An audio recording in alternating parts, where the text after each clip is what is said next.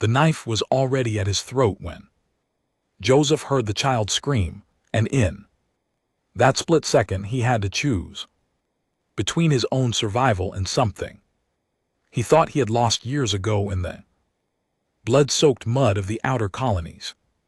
The blade pressed harder, drawing a thin line of crimson, and somewhere in the fog a little girl with blue skin was crying for her dying mother while soldiers closed in from all sides. This was the moment everything changed. The silence of the jungle had been almost absolute before that scream tore through it like a jagged knife through silk. It was not the call of any bird Joseph had catalogued in his 3 years on this forsaken planet, nor was it the territorial roar of the six-legged predators that prowled the canopy at night. This was something else entirely, something that made his combat instincts fire in rapid succession like warning flares in his nervous system. His hand moved to the handle of his knife before his conscious mind had even processed the sound, fingers wrapping around the worn leather grip with the automatic precision of a man who had survived too many ambushes to count. Every fiber of his being screamed the same message that had kept him alive through countless firefights and desperate retreats. Do not interfere, do not break cover, do not compromise your position for an unknown contact in hostile territory. The rules were simple, and they were written in the blood of men who had ignored them. Joseph had seen good soldiers die because they heard a cry for help and forgot that mercy was a luxury you could not afford when you were already marked for execution. But his legs had other ideas, and they were already changing direction before he could countermand them. Something in that scream had bypassed his tactical training and spoken directly to a part of him he thought had died somewhere between his 4th and 5th tour of duty. Perhaps it was the pitch high and desperate and utterly terrified in a way that transcended species, or perhaps it was simply that he had been running for so long that he had forgotten what it meant to run towards something instead of away from it. Joseph moved through the dense jungle wall with the fluid grace of a man who had learned to read terrain the way other men read books. He did not walk so much as flow between the massive trunks of the blue bark trees, his body automatically adjusting to the uneven ground beneath his feet while his eyes scanned for the telltale signs of tripwires and pressure plates. The colonial militia had seeded these jungles with enough improvised explosive devices to keep the local population in a state of permanent terror, and Oswin's hunting parties had added their own lethal contributions to the landscape. His camouflage fatigues were soaked through with condensation from the oppressive humidity that hung over everything like a wet blanket. Sweat ran down his spine in rivulets, but his breathing remained even and measured, barely audible even to his own ears. 3 years of living like a ghost in these endless green corridors had taught him to move with a silence that bordered on the supernatural. The local RARI hunter said he walked like a spirit, and Joseph had learned to take that as a compliment rather than an accusation. He stopped beside an ancient tree whose trunk was wider than 3 men standing shoulder to shoulder, pressing his palm against the thick moss that coated its bark like velvet. The ground beneath his feet was vibrating with a rhythm he recognized all too well. Heavy boots, at least 4 sets of them, moving in a standard patrol pattern through the underbrush. Step, pause, scan, step, pause, scan. The eternal dance of men who knew they were hunting prey that could think and plan. and kill. Joseph counted the intervals between footfalls, building a mental map of their positions and likely trajectories. They were moving fast, faster than a standard patrol, which meant they were tracking something specific or someone. His jaw tightened as he calculated distances and angles, weighing his options with the cold precision of a man who had learned that hesitation killed you just as surely as a bullet. From the milky fog that filled the spaces between the trees like liquid cotton, a small figure suddenly burst into view. The child moved with the uncoordinated panic of someone who had pushed their small body beyond its limits, stumbling over roots and nearly falling twice before she managed to correct her balance. Joseph's hand was already bringing up his knife in a defensive posture when his eyes finally processed what he was seeing. This was Lindali, though he would not learn her name until later. She was perhaps 5 years old by human standards, though Joseph had learned that judging the age of the array was more art than science. Her skin was the deep indigo of the evening sky just after sunset, marked with the faint bioluminescent patterns that all her people bore. Her eyes were huge and her small face easily 3 times the size of human eyes, and they were filled with such raw terror that Joseph felt something twist painfully in his chest. The child saw him, and her first instinct was pure prey response.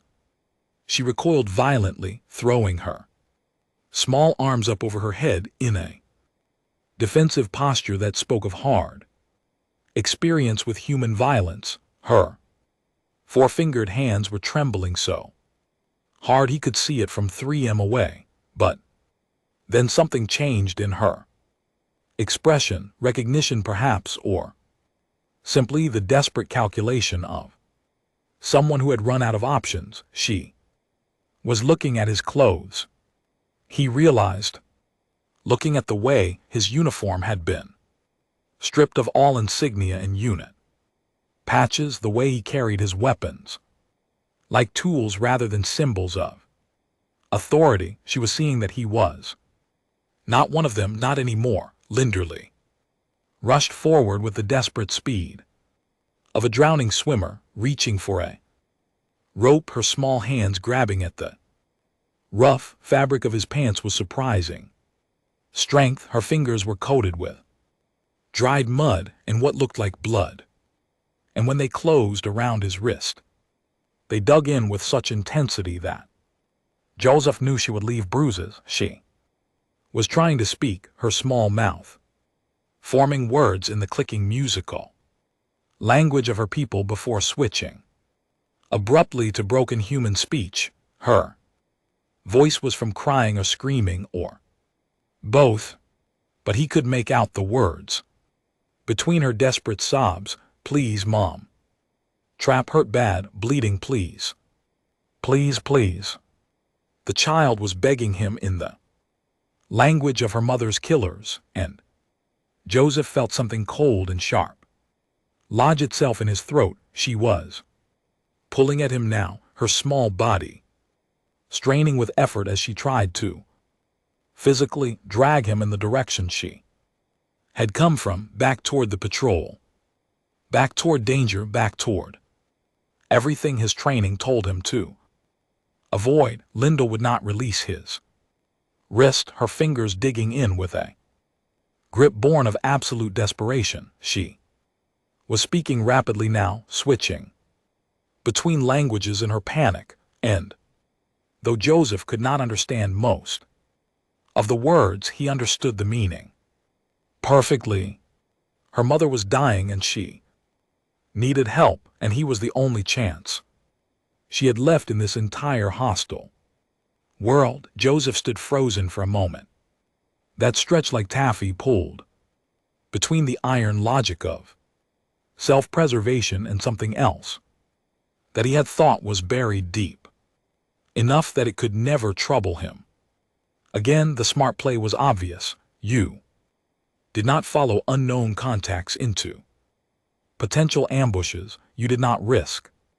Your life for strangers you did not let emotional appeals override tactical assessment. These were the rules that kept you alive, and he had followed them religiously for 3 years, but he was looking into those huge alien eyes and seeing something that transcended tactics and protocols in the cold mathematics of survival.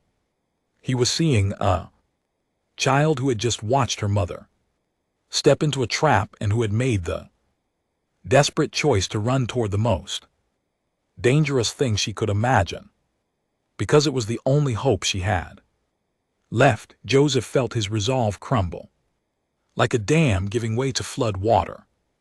His jaw set in a hard line, and he gave a single sharp nod. Lead the way, he whispered, his voice rough from disuse.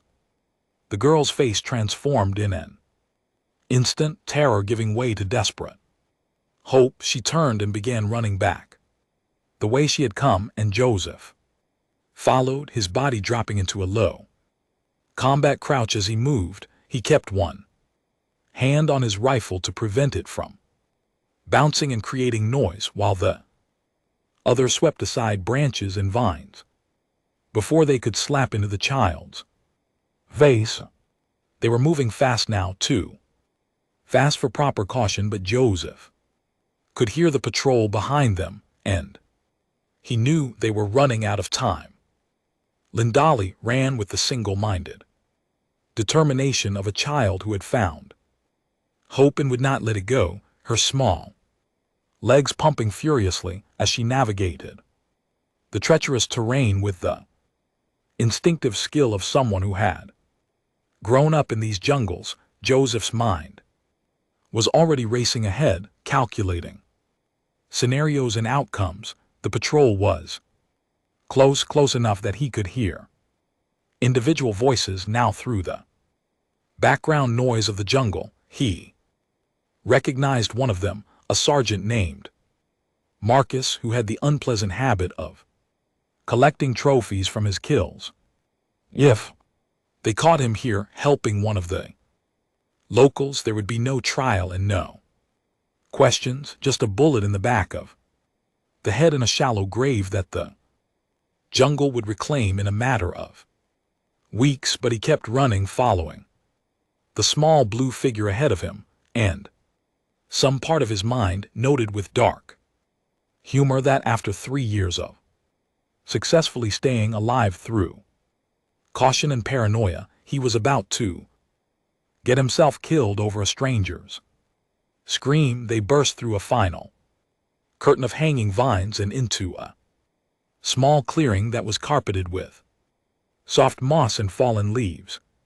Joseph's eyes swept the space in an automatic tactical assessment, noting sight lines and cover positions and escape routes, before finally settling on the figure that lay crumpled on the far side of the clearing. Medema lay on her side in a spreading pool of her own blood, her pale blue skin looking almost gray in the filtered light that made it through the canopy. Her face was contorted in an expression of such pure agony that Joseph felt his stomach clench in sympathy. She was trying desperately not to make noise, one hand pressed over her mouth to muffle the sounds that wanted to escape, but he could see the way her chest was heaving with the effort of breathing through the pain. Her right leg was caught in a trap, and Joseph felt ice water flood his veins as he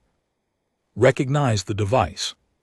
This was a Bear 7, an anti-personnel trap that had been designed by some sadist in a military laboratory somewhere to cause maximum damage while keeping the victim alive and conscious long enough to serve as bait for rescue attempts. The steel jaws had closed around her leg just above the ankle with such force that he could see white bone gleaming through the torn flesh. The trap's serrated Teeth had been designed to punch through Kevlar and ballistic fabric, and they had gone through Madamia's leg like it was paper. Blood was pumping out in steady spurts that told him an artery had been severed. She had minutes, not hours, maybe less. Joseph was already moving before he finished processing the information, his training taking over, and pushing aside the useless emotional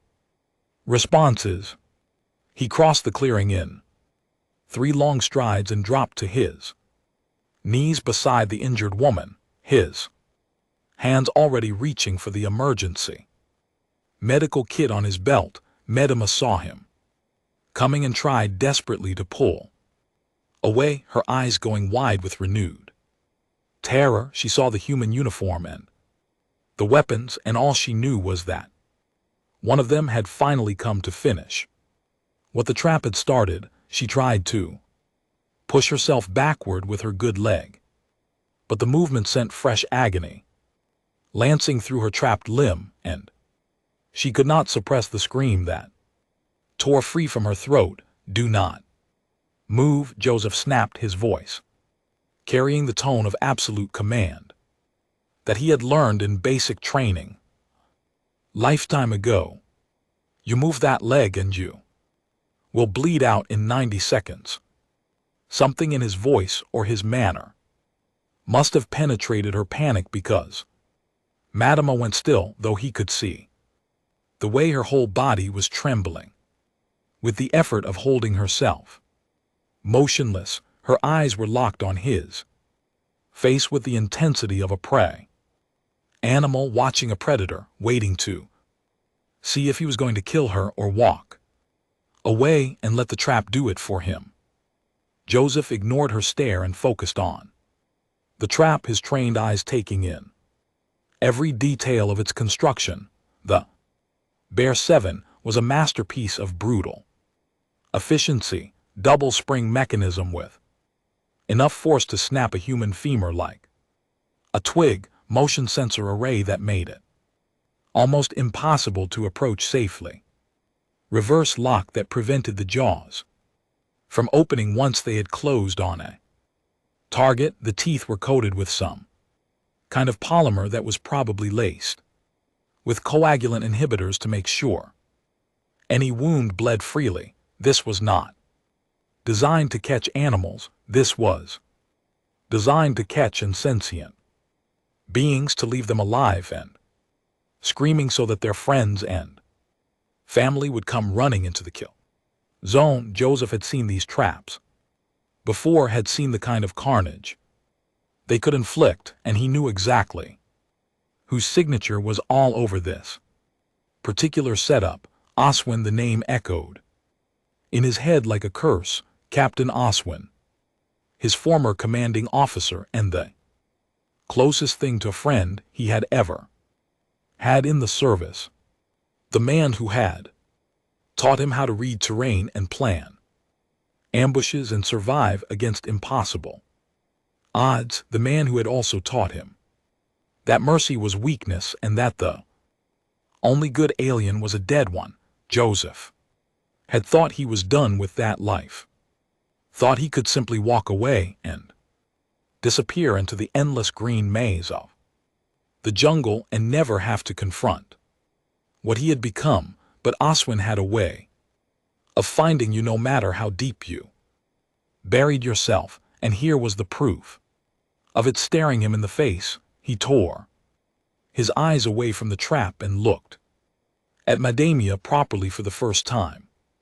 She was older than Lindali, but still young by the standards of her people, probably the equivalent of mid-20s in human terms. Her features were fine and delicate, almost fragile looking, but there was steel in her eyes that spoke of someone who had endured more than her share of hardship. The bioluminescent patterns on her skin were flickering weakly in time with her racing heartbeat. "I am going to get you out of this," Joseph said, speaking slowly and clearly, "but I need you to trust me. Can you do that?" Medema stared at him for Long moment, her large eyes searching his face for something, then slowly, almost imperceptibly, she nodded. Joseph took a deep breath and turned his attention back to the trap. His rifle was useless here. The mechanism was too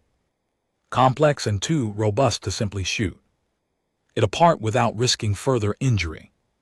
To the trapped leg, his knife was equally useless. He needed leverage, and he needed it now. His eyes swept the clearing desperately, looking for anything he could use there, half buried in the moss and detritus of the forest floor was a length of rusty rebar that had probably been part of the pre-colony infrastructure before the jungle had reclaimed it. It was not ideal, but it would have to do. Joseph grabbed the metal bar and hefted it. Testing its weight and balance, it was solid, heavy enough to provide the leverage he needed if he could find the right angle. He moved back to the trap and began probing for a weakness in its construction, looking for the point where he could apply maximum force with minimum risk. This is going to hurt, he said quietly, not looking at Medma. There is no way around that, but if you can stay still and stay quiet, we might both live through this. He found the spot he was looking for, a narrow gap between the two curved arms of the trap, where the spring mechanism connected to the jaw assembly. If he could get his improvised lever in there and apply enough force, he might be able to force the lock to disengage. It was going to take everything he had and then some. Lindali, he called out, his voice sharp. Come here and hold your mother's head. Keep her from moving no matter what happens. The little girl rushed forward and dropped to her knees beside her mother's head, her small hands cradling the larger woman's face with surprising gentleness. She was speaking softly in their own language, words that Joseph could not understand but whose meaning was universal.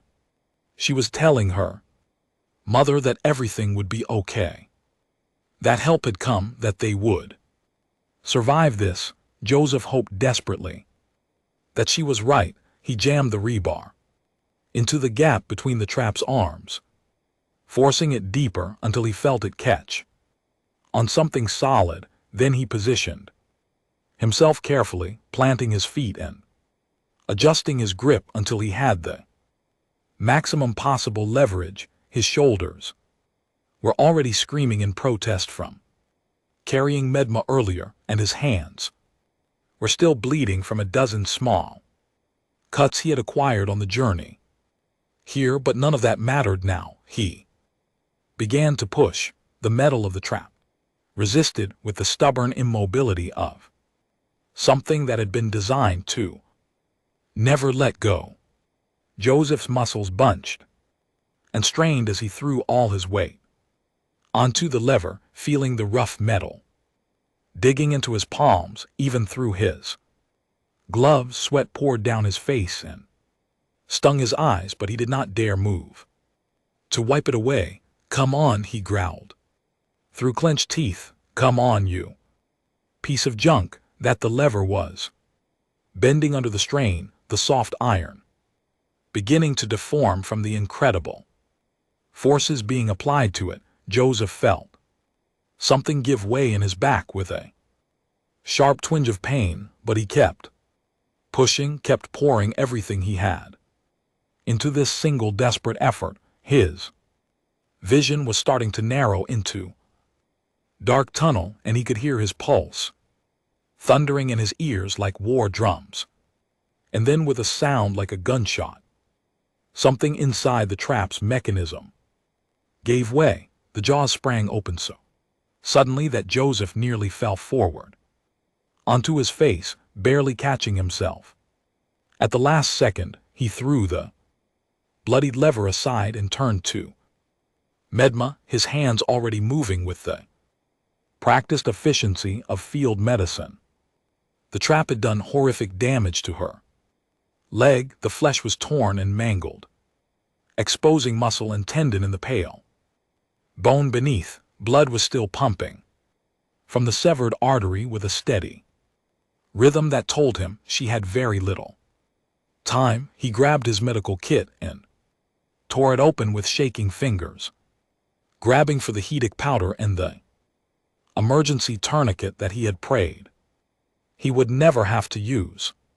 Working with desperate speed, Joseph packed the wound with the clotting powder, watching as it foamed and expanded to fill the torn tissue. The bleeding slowed but did not stop completely. He wrapped the tourniquet around her thigh and pulled it tight, twisting the windlass until the blood flow finally ceased. Medima's face had gone gray and her eyes were rolling back in her head, but she was still breathing, and that was all that mattered. "Stay with me," Joseph said urgently, patting her cheek to keep her conscious. "You are not allowed to die here. Do you understand me? Not after I just went through all that." Madamia's eyes focused on his face with obvious effort. Her lips moved and at first no sound came out, but then she managed to whisper something in broken human speech. "Why?" she asked. "Why help us?" Joseph opened his mouth to answer and then closed it again because he did not have a good answer. Why had he helped them? Why had he risked everything to save two strangers who had every reason to fear and hate him? The tactical part of his brain told him it was insanity, but the rest of him knew it was something else entirely, because someone had to. He said finally. He checked his watch and did some quick mental math that made his stomach sink. The patrol was maybe 5 minutes behind them, possibly less if they had heard Meta scream. They could not stay here. They had to move, and they had to move now. But before they could go anywhere, Joseph needed to check something.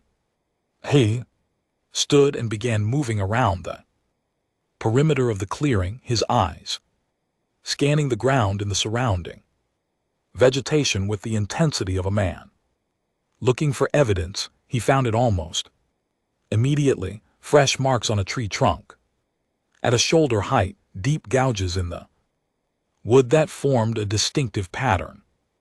Joseph had seen that pattern before, had watched Oswin carve it into trees and walls and the bodies of his enemies. It was a territorial marker, a warning to anyone who might be thinking about crossing him. Joseph felt his blood run cold as he knelt and examined the ground more closely. There, pressed into the soft earth beside the tree, was a clear boot print, size 45, heavy tread with a herringbone pattern, standard issue military boot, the kind that Oswin and his men wore.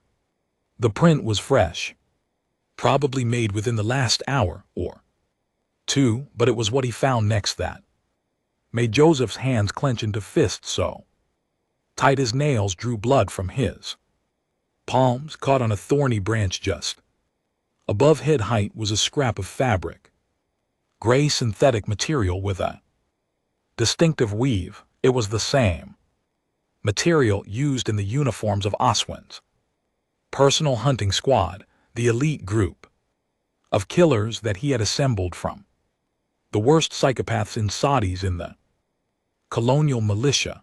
Joseph held the fabric scrap in his hand and felt a rage unlike anything he had experienced in years. This was not just a random trap. This was deliberate. This was Oswin sending him a message telling him that no matter how far he ran or how deep he hid, there was nowhere in this jungle that he could go where Oswin could not find him. "He is here," Joseph whispered to himself, the words tasting like poison on his tongue. "That son of a is actually hunting me." He should have known this moment would come. Should have known that Oswin would never let him simply walk away from the unit. Would never forgive what he would see as the ultimate betrayal. They had been brothers once, or as close to brothers as two men could be in the brutal world of colonial warfare. They had saved each other's lives more times than either could count, but that was before Joseph had seen what Awesome was becoming. Before he had watched his friend transform from a soldier into something darker and more terrible. Before he had seen Oswin execute a prisoner in cold blood for the crime of being in love with a human woman. Joseph closed his eyes and took a deep breath, forcing the memories back down where they belonged. He could not afford to be distracted by the past, not when the present was trying so hard to kill him. He turned back to Medma and Lindali, his face set in hard lines. "We are leaving," he said flatly. "Right now, can you walk?" Medma tried to push herself up onto her good leg, but the moment she put any weight on the injured limb, she collapsed with a strangled cry of pain. The tourniquet had stopped the bleeding, but the damage to her leg was too severe for her to support her own weight. Joseph did not hesitate. He moved to her side and carefully positioned himself, then lifted her up in his arms with a grunt of effort. She was lighter than a human woman would have been, but after everything he had already been through today, his muscles were trembling with exhaustion. He could feel his legs threatening to give out beneath him. "Hold on to me," he told Lindali. "We have a long way to go." Rain that had been threatening all morning finally broke free from the heavy clouds, falling in sheets that reduced visibility to almost nothing. Joseph trudged forward with Medma cradled in his arms, each step requiring a conscious effort of will. His boots were slipping on the muddy slopes, threatening to send all three of them tumbling down into the ravines that crisscross this part of the jungle. Linderly clung to his belt with both hands, her small body pressed against his leg as she fought to keep up with his longer strides. She fell twice in the first 100 meters, scraping her knees and palms on the rough ground, but she did not cry out and she did not complain. She simply got back up and kept moving, and Joseph felt a fierce respect for this tiny creature who had more courage than soldiers twice her size. The rain was both blessing and curse. It would make tracking them more difficult, washing away their scent and obscuring their trail, but it also made travel dangerous and exhausting. The slopes became rivers of mud that grabbed at their feet and tried to pull them down. Visibility dropped to mere meters, forcing Joseph to navigate by memory and instinct rather than sight. His arms were burning with the effort of carrying Medma, the muscles in his shoulders and back screaming in protest. She had lost consciousness again, her head lolling against his chest with each step. He could feel her shallow breathing and the faint flutter of her pulse against his arm, and he knew she was in serious trouble. The makeshift tourniquet would keep her alive for now, but infection was almost certain, and she would need real medical attention soon, or risk losing the leg entirely. They had been walking for what felt like hours, but was probably closer to 40 minutes when Lindley tugged urgently on his belt. Joseph stopped and looked down at her, his chest heaving with exertion. The little girl was pointing up the slope toward a darker shadow in the rock face. That might have been a cave, or might have been just a trick of the light. "Shelter?" Joseph asked, and Lindali nodded vigorously. Getting to the cave required climbing a nearly vertical section of rock face that was slick with rain and moss. Under normal circumstances, it would have been a challenging but manageable climb, with an unconscious woman in his arms and a child clinging to him. It became an exercise in controlled desperation.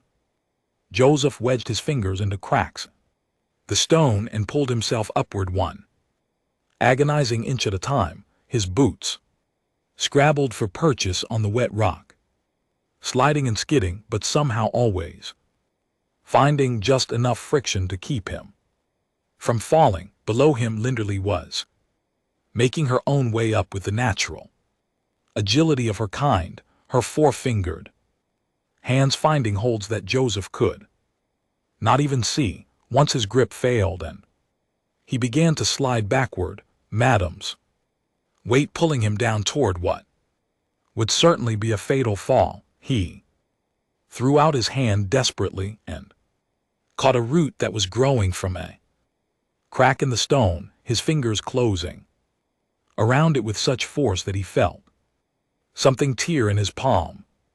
The root held barely, and he was able to drag himself and his burden back up to relative safety. When they finally reached the mouth of the cave, Joseph's arms were shaking so badly he could barely control them. He carried Medma inside and laid her down gently on the dry sand that covered the cave floor, then collapsed beside her with a groan that came from somewhere deep in his bones. For several minutes he simply lay there, listening to the sound of rain hammering against the rocks outside and trying to remember how to breathe without his lungs burning. Every muscle in his body was screaming. His hands were raw and bleeding. His back felt like someone had driven hot nails into his spine, and his legs were trembling with exhaustion that went beyond the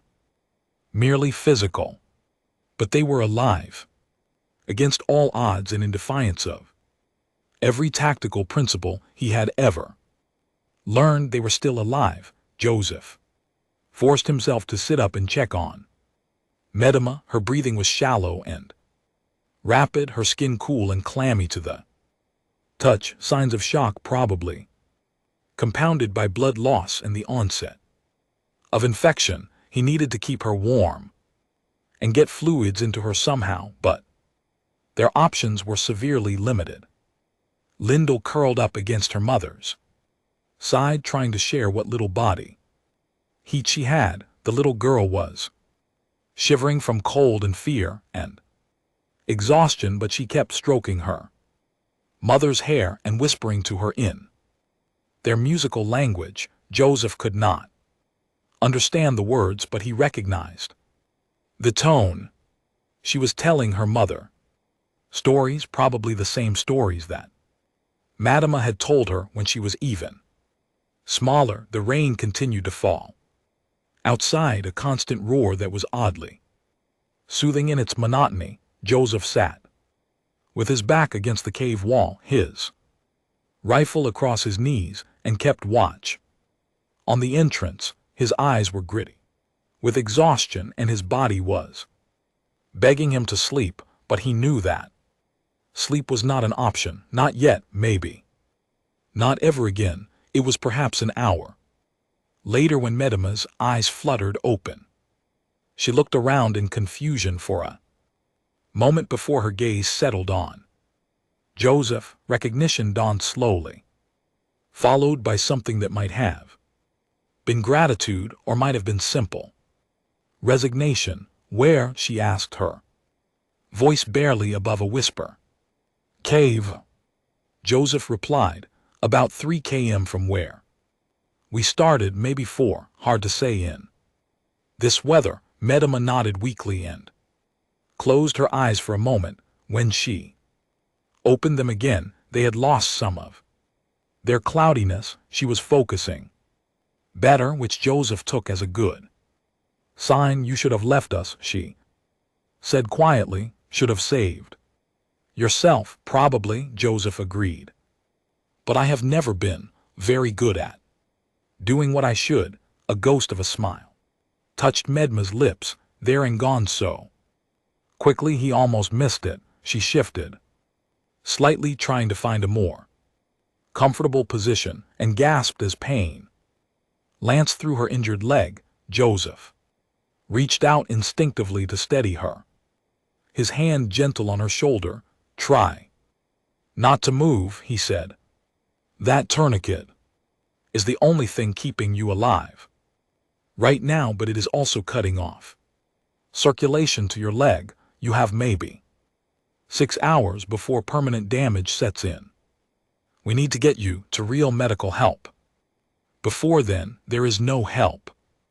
Medema said flatly, not for us, not from humans. Joseph started to argue, then stopped because he knew she was right. The colonial medical facilities would not treat right unless they were prisoners being interrogated, and even then only to keep them alive long enough to extract information. The free clinics that had operated in the early days of the colony were all gone now, shut down by military decree after Oswin had declared the RARI to be enemy combatants. Then where? Joseph asked. There must be somewhere we can go. Somewhere safe. Medema was quiet for a long moment, her eyes distant. Then she looked at him with an intensity that made him uncomfortable. There is a place, she said slowly, in the mountains, beyond the mist valleys, a settlement of my people who have escaped the hunting parties. They have healers there, real healers who know the old ways, but it is far, very far, and the path is dangerous, even for those who are whole and strong. How far? Joseph pressed. 2 days' travel.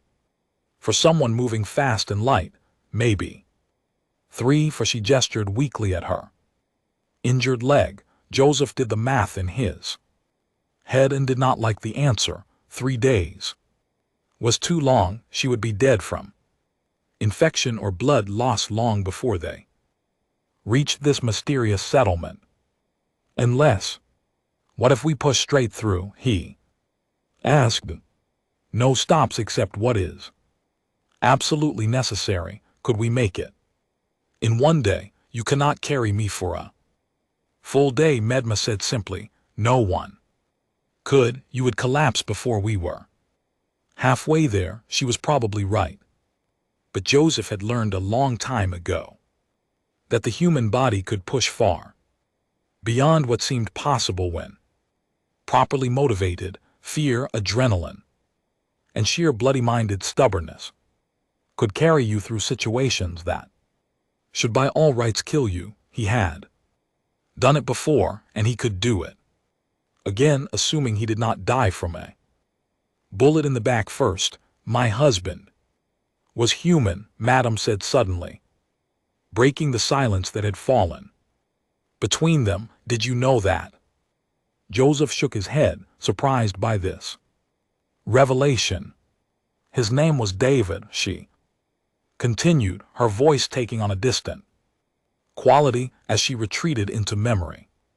He was a surveyor, one of the first to arrive when the colony was still new, and everyone still believed we could all live together in peace. He was kind, gentle. He saw me not as an alien or an enemy, but simply as a person. She paused, swallowing hard against the emotion that threatened to overwhelm her. We fell in love. It was forbidden.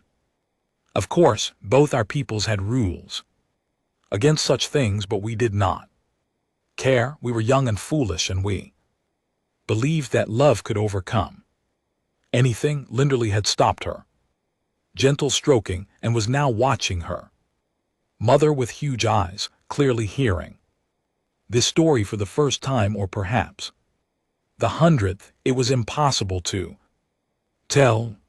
We had 10 years together, Medma said softly. 10 years of hiding and running and stealing moments of happiness wherever we could find them. And then Lindy was born, and for a little while Everything seemed perfect. We had our own little family hidden away from the world. Her voice broke slightly on the last word, and Joseph found himself leaning forward, drawn into the story.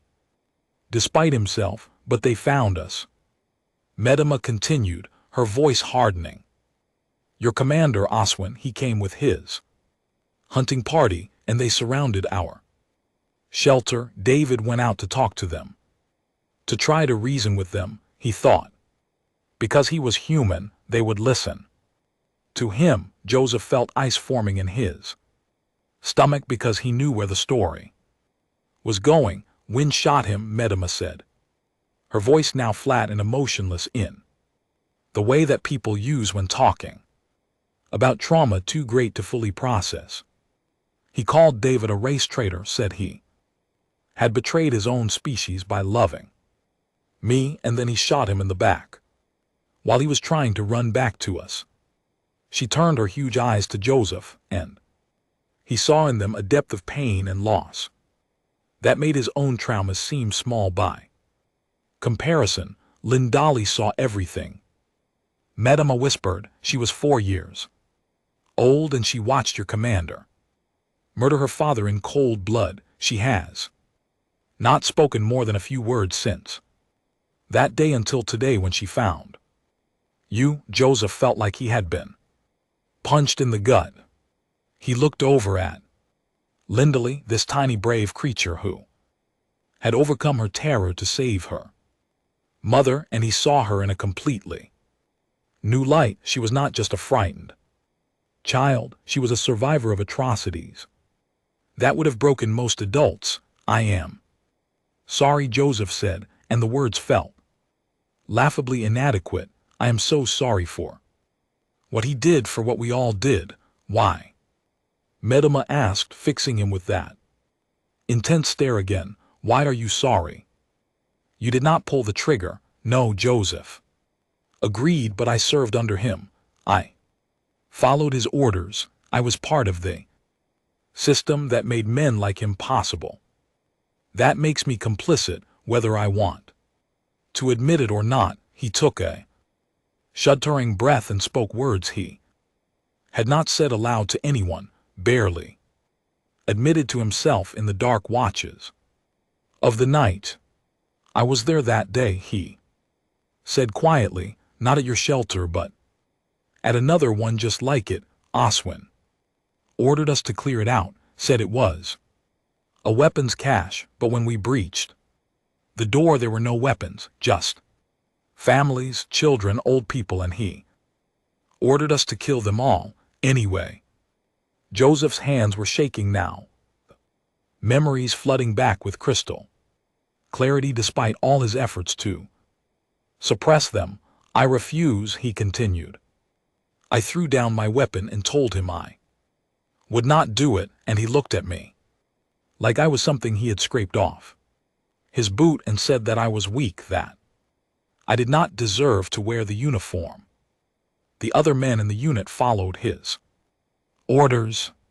They killed everyone in that shelter while I stood outside and did nothing to stop them. You would have died, Medema said, and there was no judgment in her voice, just simple statement of fact.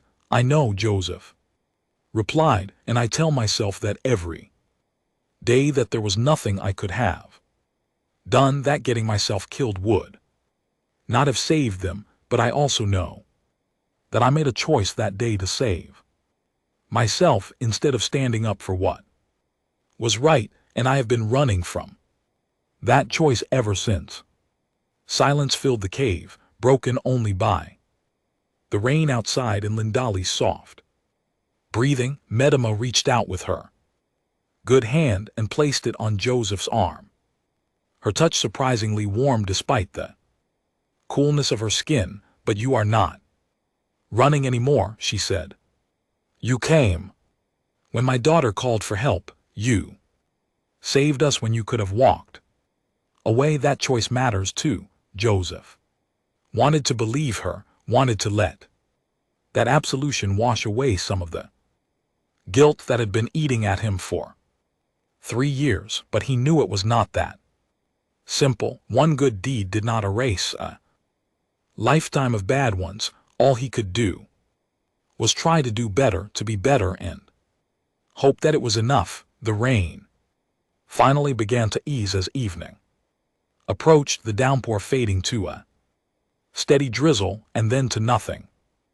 Joseph stood at the mouth of the cave and looked out at the jungle, his trained eyes scanning for movement or any sign of pursuit.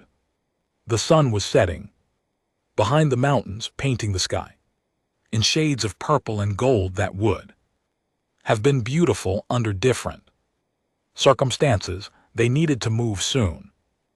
Every hour they stayed in one place was an hour that Oswin and his men could use to close the distance, but Joseph was exhausted and Medema was in no condition to travel, and pushing forward into the night would be suicide with the predators that prowled the darkness. He was still weighing his options when he heard it, the snap of a branch, too loud and too deliberate to be an animal. Joseph's hand went to his rifle. Instantly, his body dropping into a combat crouch as he scanned the darkening forest below the cave entrance, their movement in the shadows, maybe 50 meters out.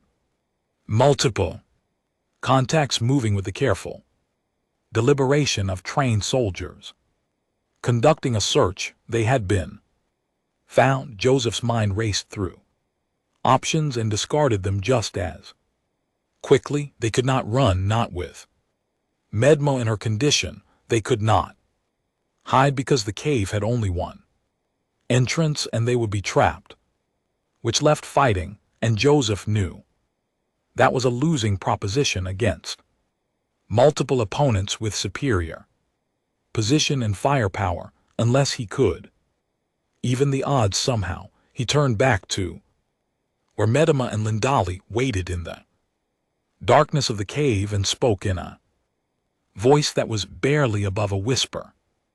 They are here, maybe 4 or 5 of them coming up the slope. I am going to try to slow them down. Buy us some time. You stay here and stay quiet. If something happens to me, if you hear gunfire, you take Lindali and you run.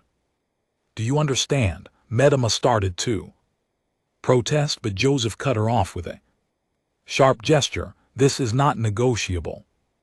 Your daughter needs you alive more than I do. Promise me you will run. After long moment, Adema nodded reluctantly.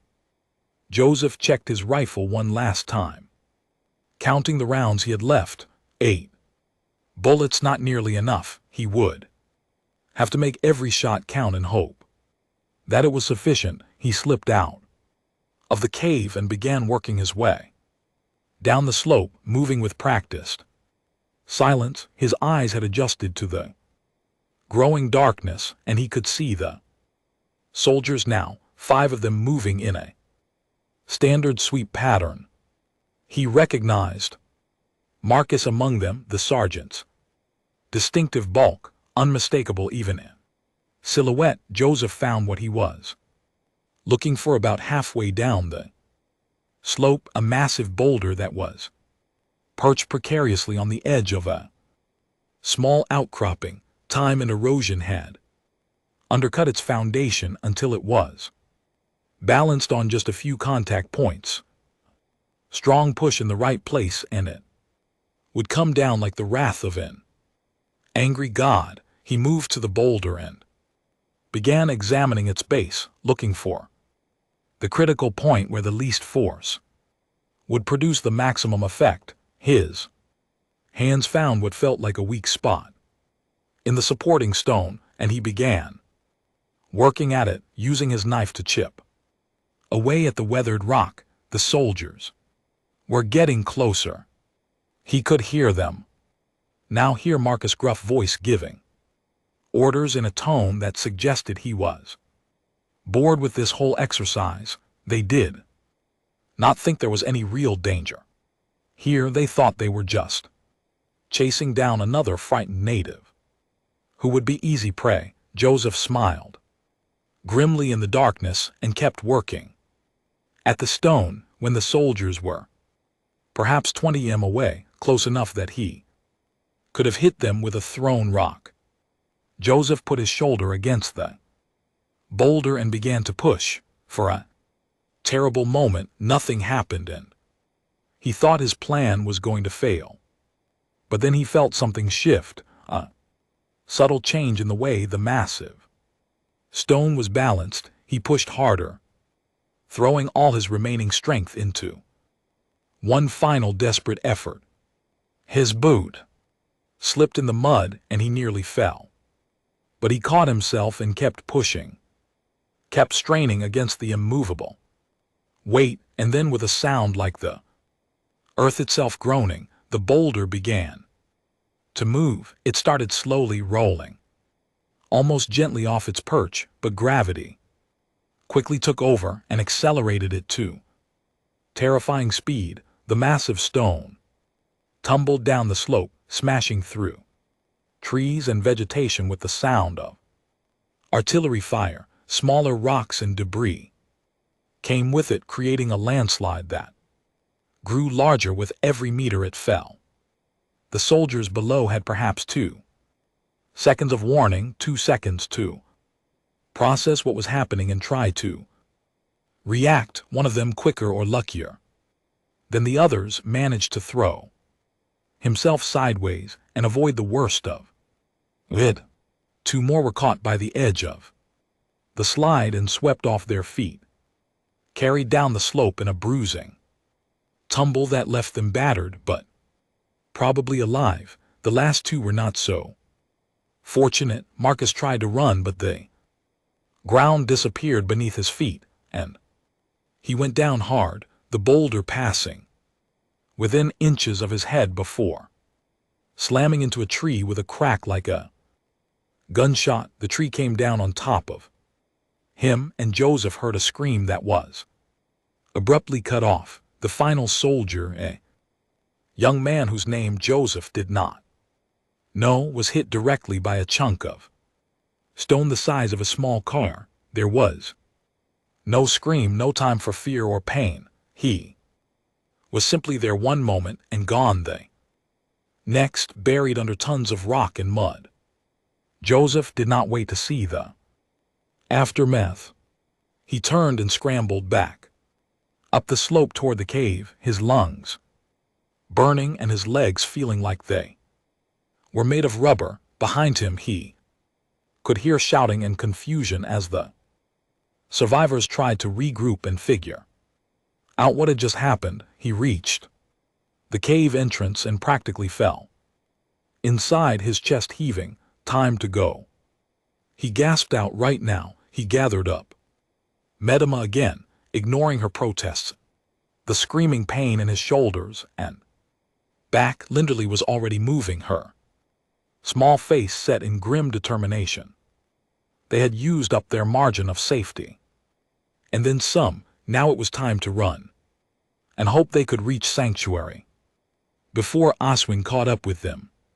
They emerged from the cave into the deepening twilight and began making their way along a narrow ledge that ran along the face of the cliff. Below them, perhaps 100 meters down, Joseph could hear the roar of a river that he could not see through the darkness and mist. One wrong step would send them all tumbling to their deaths. Look at my feet, Joseph called back to Linderly. Just my feet, do not look down. The little girl nodded and fixed her eyes on Joseph's boots, matching her steps to his as they inched their way along the treacherous path. The stone was slick with moisture and covered in loose gravel that shifted under their weight several times.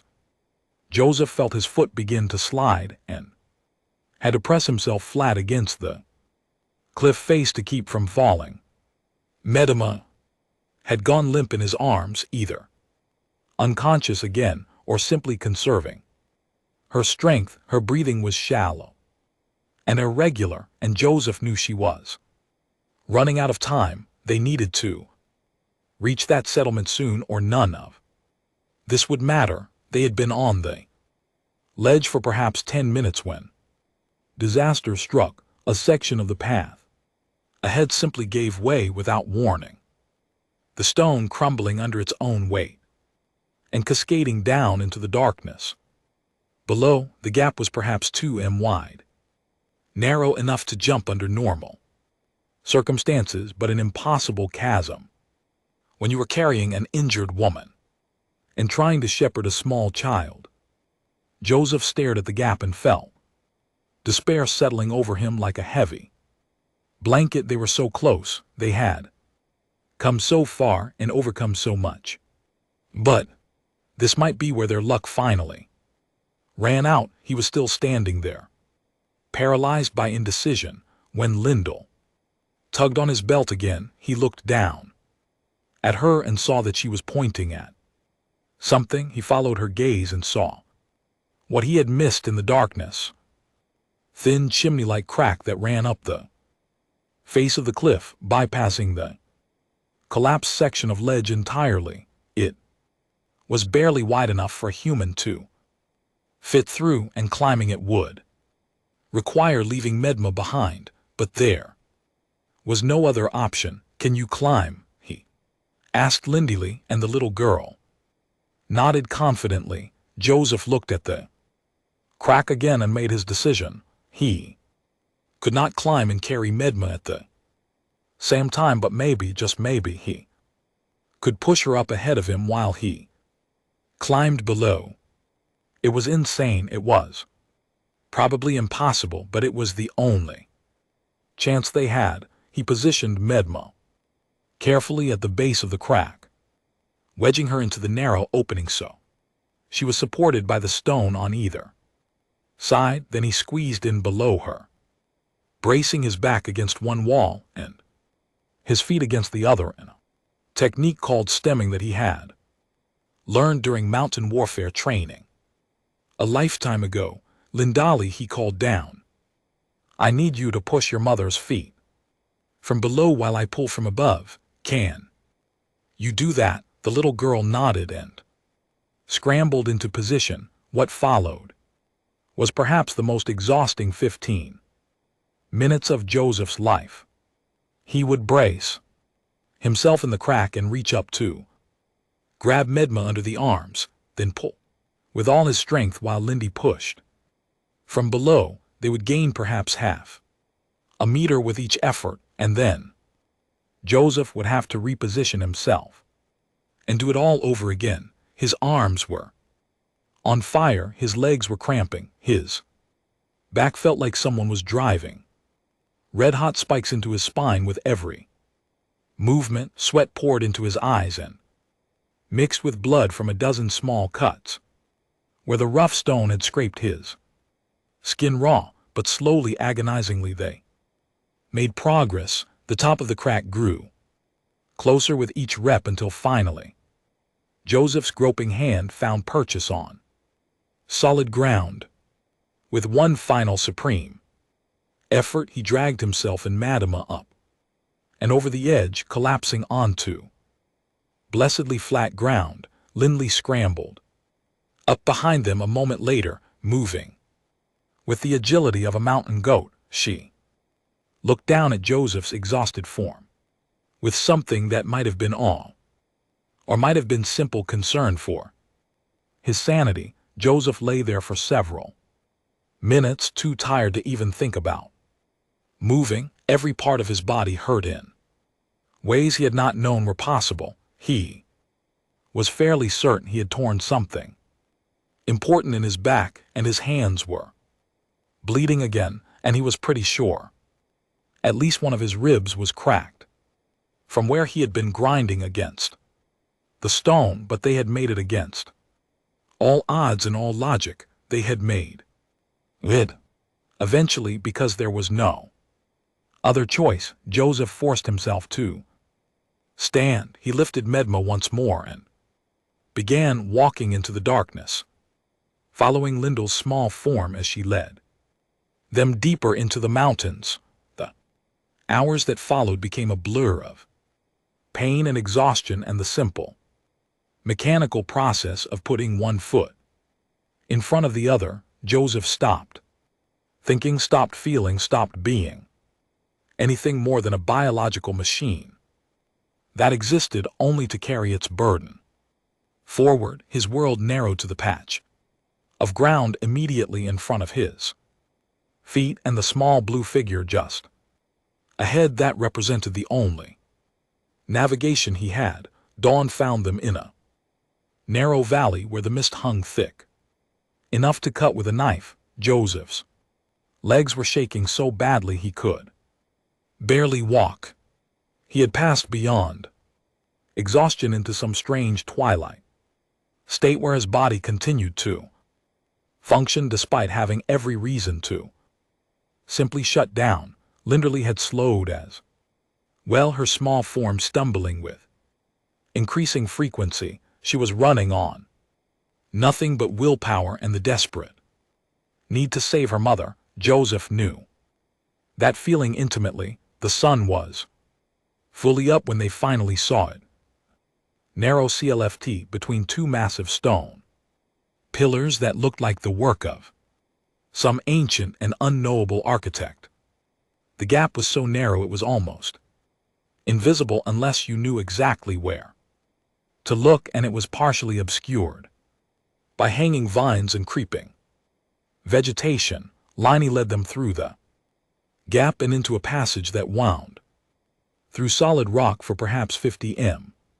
The stone walls pressed in from both sides, barely wide enough for Joseph to pass through sideways. He felt a moment of claustrophobic panic before they emerged into sunlight again and found themselves in another world entirely. The hidden valley spread out before them like something from a dream. It was perhaps 2 km across, ringed by cliffs so high and so sheer that Joseph could not see their tops through the morning mist. The valley floor was covered in vegetation that looked similar to the jungle outside, but subtly different, as if this place had evolved in isolation for millennia. The trees here were massive, beyond anything Joseph had seen, their trunks wider than buildings and their branches forming a canopy so dense that the ground below was cast in perpetual twilight. The RARI had built their homes not in the trees but from the trees, shaping the living wood into structures that seemed to grow organically from trunk and branch. Bridges of woven vine and living root connected the various levels of the settlement, creating a three-dimensional city that made use of every centimeter of vertical space. Joseph could see figures moving along the bridges, going about their daily business in this hidden sanctuary. They had been spotted. Joseph watched as several RARI warriors emerged from concealment, moving with the fluid grace of their species. They were armed with spears and bows, weapons that looked primitive but were probably far more effective than his rifle in their hands. The warriors surrounded them, weapons raised, and Joseph carefully lowered Medema to the ground. He raised his hands in what he hoped was a universal gesture of peace, though he kept his body positioned between the warriors and his two charges. One of the warriors, an older male with elaborate bioluminescent patterns on his skin, stepped forward and began speaking rapidly in the raw language.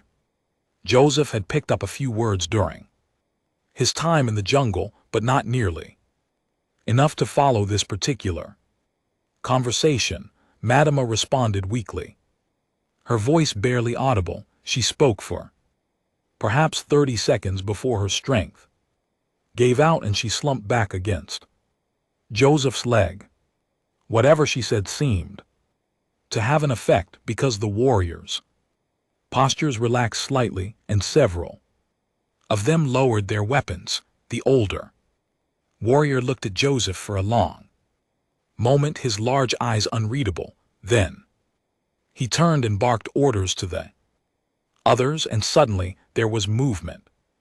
Everywhere, several female Arai came, running with what looked like a stretcher woven from broad leaves and flexible branches. They lifted Madama carefully onto the stretcher and began carrying her away toward one of the larger tree structures. Linderly started to follow but stopped and looked back at Joseph, clearly torn between staying with her mother and staying with the human who had saved them. Go, Joseph said quietly. She needs you more than I do right now. Linderly hesitated for just a moment longer, then ran after the stretcher and disappeared into the settlement. Joseph watched her go and felt an unexpected pang of loss. In just a few hours, this small creature had somehow worked her way past all his carefully constructed defenses and found the part of him that still knew how to care about someone other than himself. The older warrior was still watching him with that unreadable expression. Joseph met his gaze steadily, waiting to see what would happen next. He was too tired to run and too tired to fight, so whatever came next would simply have to come. After what felt like an eternity, but was probably only a few seconds, the warrior nodded slowly. He gestured for Joseph to follow and began walking toward the settlement. Joseph hesitated, wondering if this was a trick, but then decided that he had come too far and risked too much to turn back now. He followed the warrior into the heart of the Roy sanctuary, aware of the many eyes watching him from the shadows. He was the enemy here, or at least he should have been. He wore the uniform of the humans who had hunted these people almost to extinction. He carried weapons that had probably killed friends and family members of everyone he saw, but he had also saved one of their own, and perhaps, just perhaps, that meant something. The warrior led him to a circular platform near the center of the settlement, a space that seemed to serve as some kind of community gathering place. Several older Rai were already there, sitting in a loose circle. Elders. Joseph realized he was being brought before some kind of council. The older warrior spoke rapidly in his own language, gesturing occasionally at Joseph. The elders listened in silence, their faces giving away nothing of their thoughts. When the warrior finished speaking, one of the elders, a female with silver patterns on her dark blue skin, leaned forward and spoke directly to Joseph in surprisingly good human speech. You bring Medema and her child to us. You save them from trap, carry them far. Why? Her voice was gentle, but there was steel underneath, a demand for truth. Joseph thought about lying, about giving them some noble reason that would make him look heroic. But he was too tired for games, and these people deserve better than more lies from humans. Because they needed help, he said simply, and because I am tired of being part of the problem. The elder studied him for a long moment, her huge eyes seeming to look straight through to his soul. Then she spoke again. You are deserter, traitor to your kind. This we know. We hear stories of human soldier who turns back on killing, who helps those he was ordered to hunt. You are this one. Joseph nodded slowly. There was no point in denying it. I was part of Captain Oswin's unit. I served under him for 5 years, carried out his orders, did things I am not proud of, but I am not that person anymore, or at least I'm trying not to be. Trying is not same as being. The elder said words are easy, actions are truth. You save Medma, you risk life for stranger. This is good.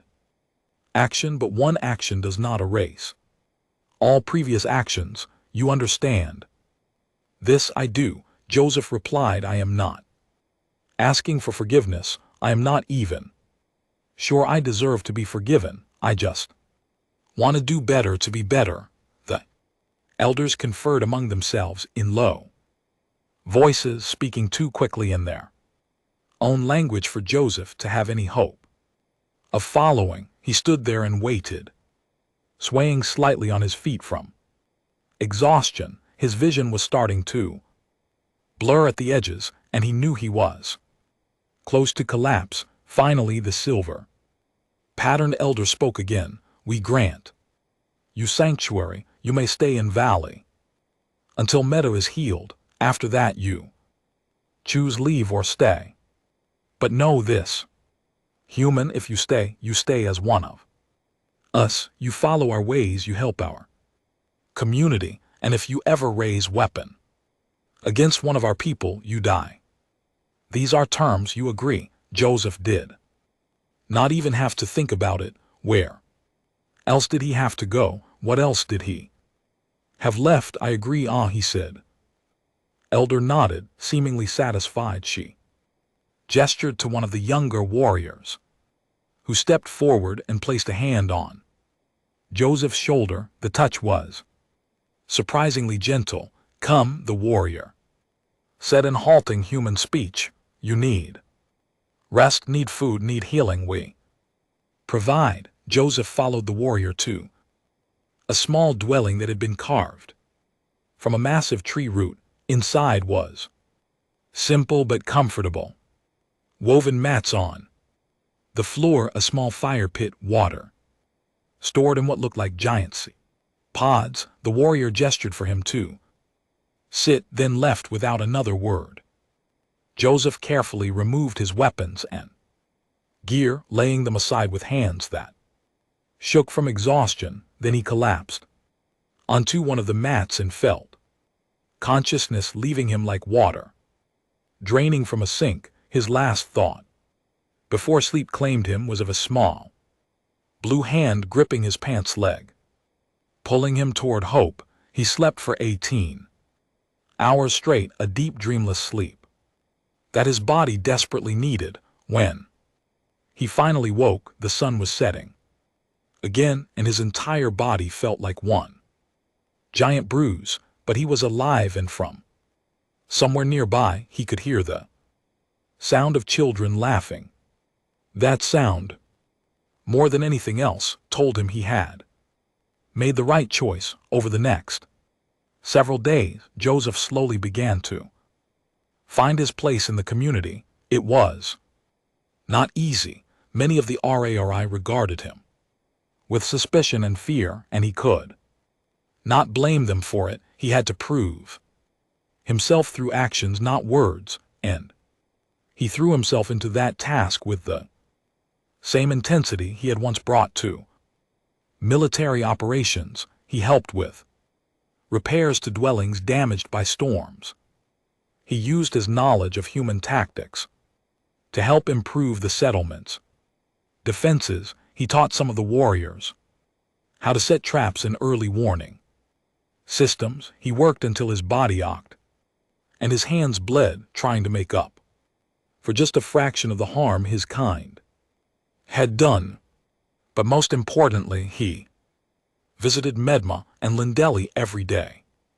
The healers had managed to save Medma's leg, though she would walk with a limp for the rest of her life. The infection had been fought back with herbal remedies that Joseph did not understand, but could not argue with given the results. She was weak and in pain, but she was alive and improving steadily.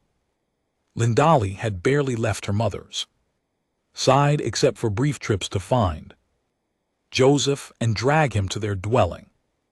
The little girl had apparently decided that Joseph belonged to her now, and she was not shy about expressing that ownership. She would climb into his lap and fall asleep while he and Madama talked, her small warm weight a constant reminder of what he was fighting for. They talked about many things during those visits, about the war and the pointless brutality of it, about the colony that it started with such high hopes and devolved into genocide, about David and the life he and Medema had tried to build together, about the future and whether such a thing even existed for any of them. It was during one of these conversations that Medema told him about Oswin's continued pursuit. He will not stop, she said quietly. You know this. Yes, he sees your desertion as personal betrayal. He will hunt you until one of you is dead. Joseph nodded grimly. He had known this was coming, had been waiting for it. Really, Oswin was nothing if not persistent, and Joseph had humiliated him twice now, once by deserting and again by surviving. Let him come, Joseph said. I am done running. You cannot fight him alone. Medema insisted. He has entire squad. Maybe more by now.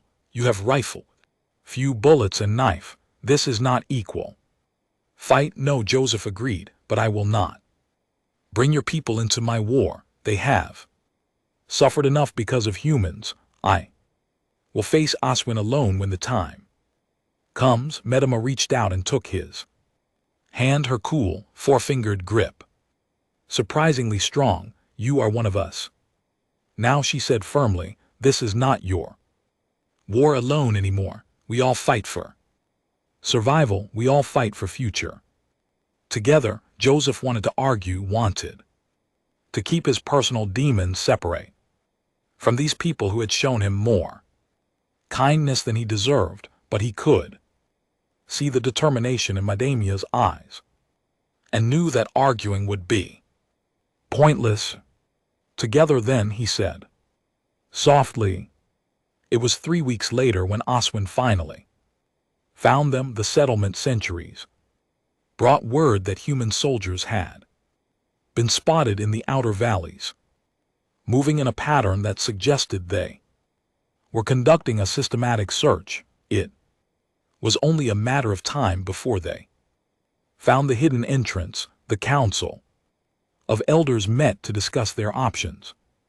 They could flee, abandon the sanctuary they had built, and find some other place to hide, but where would they go?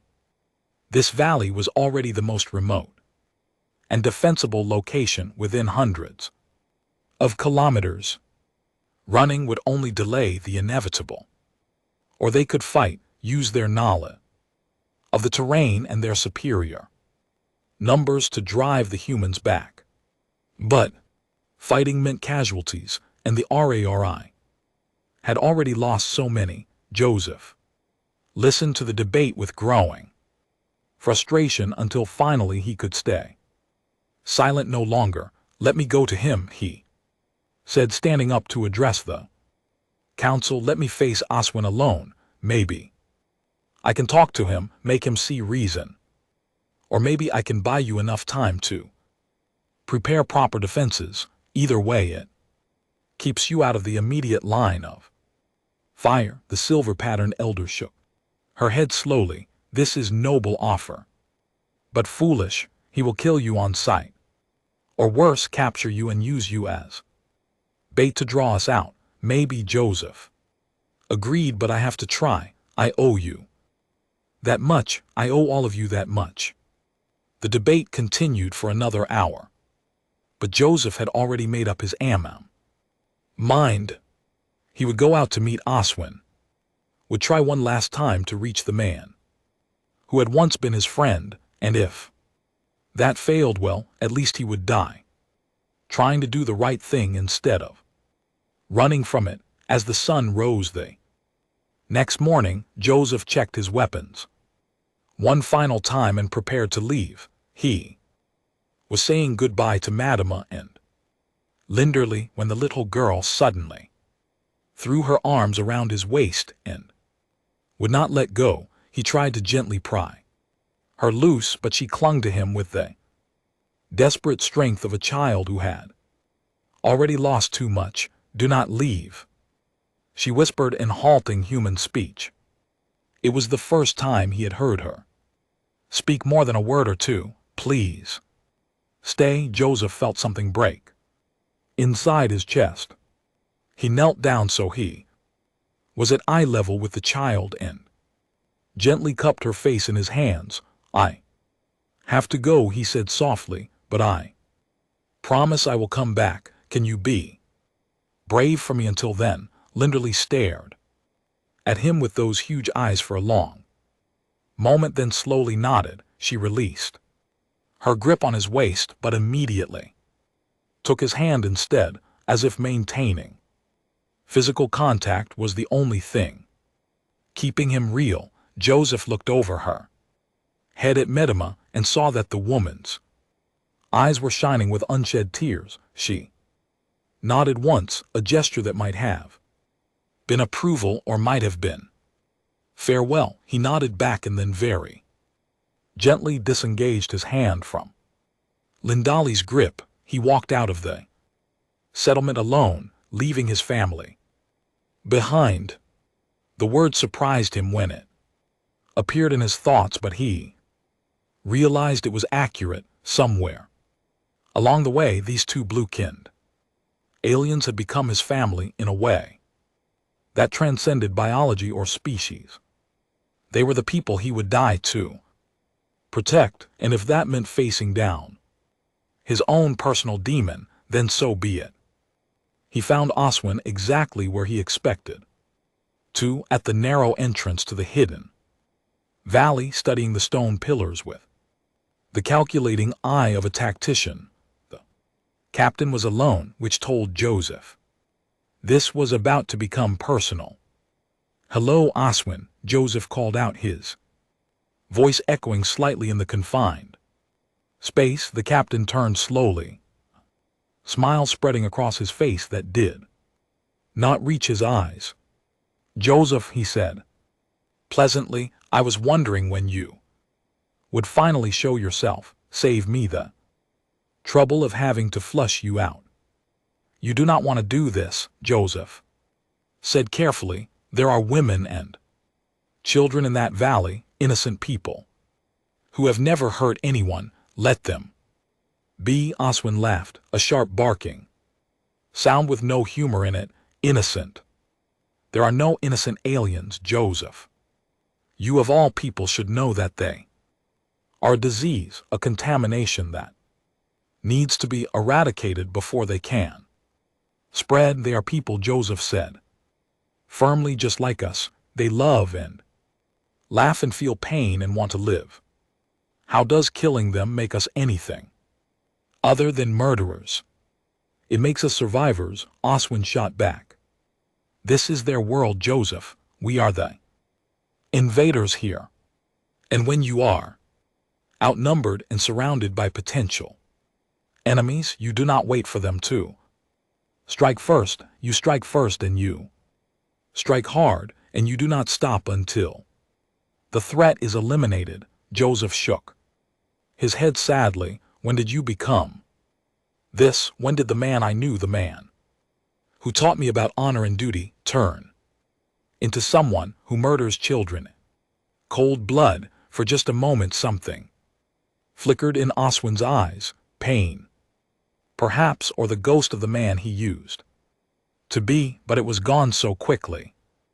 Joseph almost thought he had imagined it. I became what I needed to become to survive, Oswin said coldly. You could have done the same, could have been right here beside me, helping to secure humanity's future on this world, but you threw it all away for what?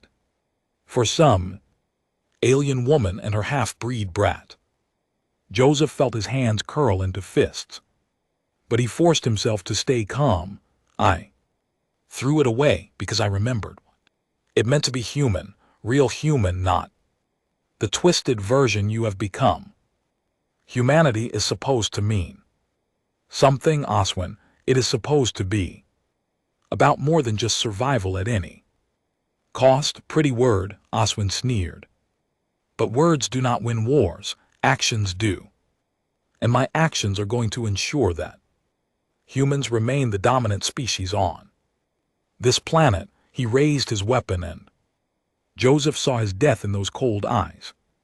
But before Oswin could pull the trigger, a voice rang out from above. "You will not hurt him." Both men looked up to see Medma standing on the cliff edge above them, supported by two Rai warriors. Her injured leg was still bandaged, but she was standing on her own, and in her hands was a bow with an arrow knocked and drawn. "This is not your fight, alien," Oswin called up to her. "This is between me and the traitor." "Wrong," Medma replied. "He saved my life, saved my daughter's life, by law of my people. His enemies are my enemies, his battles are my battles. You want to kill him? You must go through me first." Joseph wanted to tell her to go back to get to safety, but he knew it would be pointless. She had made her choice just as he had made his. Oswin looked at the Rai woman on the cliff and then back at Joseph, his expression calculating. He was probably weighing his odds, trying to decide if he could take out both of them before reinforcements arrived. "This is not over," Oswin said finally, lowering his weapon slightly. "I will be back with more men, more weapons, and when I come, I will burn that valley to ashes and everyone in it." He turned and walked away, his back straight and his movements controlled, but Joseph had seen the slight tremor in his hands and the way his jaw was clenched so tight. The muscles stood out like cords. Oswin was afraid not of death but of failure, of losing control, of being proven wrong, and that made him more dangerous than ever. Joseph watched until his former commander disappeared into the jungle, then turned and made his way back into the valley. Medema was waiting for him at the entrance, leaning heavily on her walking stick but smiling despite the obvious pain. "That was foolish," Joseph said without heat. "You should not have followed me. Someone had to make sure you did not do something stupid and heroic," Medema replied. "Besides, I owed you." "You do not owe me anything," Joseph insisted. "Yes, I do," she said firmly. "You gave me my life back. You gave Lindali her mother back. That is debt that can never fully be repaid, but I can try." She reached out and took his hand, and together they walked back into the valley, back to their home, because that was what it was now. Joseph realized this place and these people had become his home in a way that no military base or human settlement ever had. He was home, but Oswin's threat hung over the valley like a storm cloud that refused to break. Joseph knew the captain well enough to know that his words were not empty posturing. He would return, and when he did, he would bring death with him. The council met again that evening, this time with Joseph present as a full participant rather than a supplicant. The atmosphere was tense, the elders speaking in hushed tones as they debated their options. Joseph listened carefully, using the limited Rai vocabulary he had picked up to follow the general flow of the conversation. Finally, the silver-patterned elder turned to him and spoke in human language. "You know this Oswin better than any of us. You served with him, fought beside him. Tell us true, can he be reasoned with? Can he be turned aside from this path?" Joseph thought carefully before answering. He owed these people honesty, even if the truth was ugly. 5 years ago, I would have said yes. Man I knew then believed in rules and honor, in protecting the innocent even when it was difficult, but that man is gone, replaced by something colder and more ruthless, the Oswin who is hunting Us now does not see you as people. He sees you as obstacles to be removed, problems to be solved, and he is very, very good at solving problems. Then we must prepare for war, said one of the younger warriors, a male named Kale, who had been among those who first greeted Joseph at the valley entrance. We fortify the passage, set traps, station our best fighters at the choke points. Let them come, we will turn their own tactics against them. No, Joseph said firmly, that is exactly what Oswin wants. He excels at siege warfare, at grinding down defenders through attrition and superior firepower. If we try to hold the entrance, he will simply pin us there and starve us out or smoke us out or find some other way to break us. Then what do you suggest? Asked another elder, an ancient male whose patterns had faded to pale silver with age. We cannot run and we cannot fight. What other option remains? Joseph was quiet for a long moment, his mind working through scenarios and possibilities. There had to be a way, some angle he was not seeing, and then it came to him, a plan so audacious and so dangerous that he almost dismissed it out of hand. But the more he thought about it, the more it made a terrible kind of sense. We take the fight to him, Joseph said slowly, before he can organize a proper assault, before he can bring in reinforcements and heavy weapons. We hit his base camp, destroy his supplies, scatter his forces, make it too costly for him to continue the hunt. The elders stared at him in shock. Silence. Finally the silver-patterned elder spoke. You suggest we attack humans in their own territory? This is madness. We are hunters and gatherers, not soldiers. We do not have weapons that can match theirs. You do not need to match their weapons, Joseph countered. You need to use the advantages you have. You know this terrain better than any human ever could. You can move through the jungle in complete silence. You can see in low light and hear sounds that human ears miss. Those are force multipliers that outweigh any technological advantage they might have, and you would lead this attack? Kyle asked, his voice sharp with suspicion. You would take us into battle against your own people. They stopped being my people the day Oswin murdered an unarmed man in front of his child. Joseph said coldly, I will lead you. Yes, but only if the council agrees that this is the right course of action.